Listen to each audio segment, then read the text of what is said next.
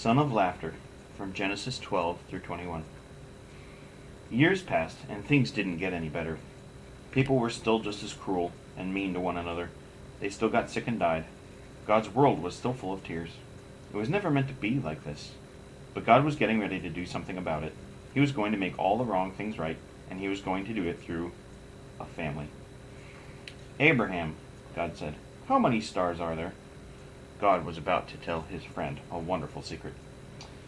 Let me see, Abraham said, rolling up his sleeves. But have you ever tried counting stars? You know how hard it is. 993, 994, 997. Uh-oh. No, wait. 1, 2.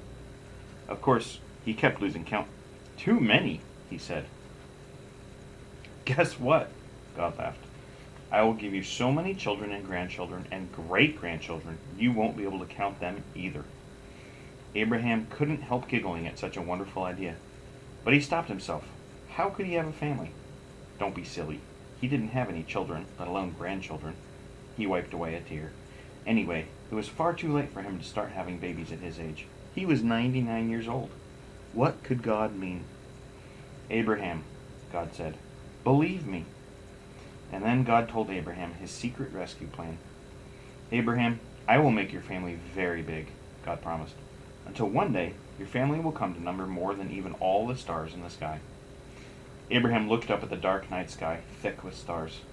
You will be my special family, my people, and through you, everyone on earth will be blessed.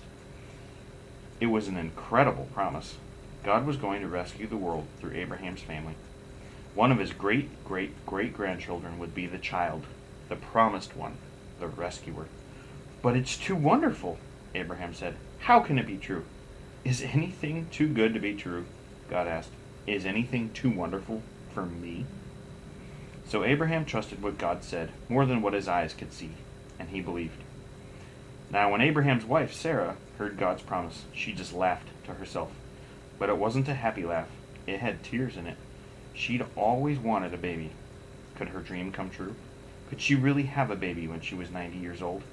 No, of course not. Don't be silly. It was far too late. Sarah didn't believe God could do what he promised.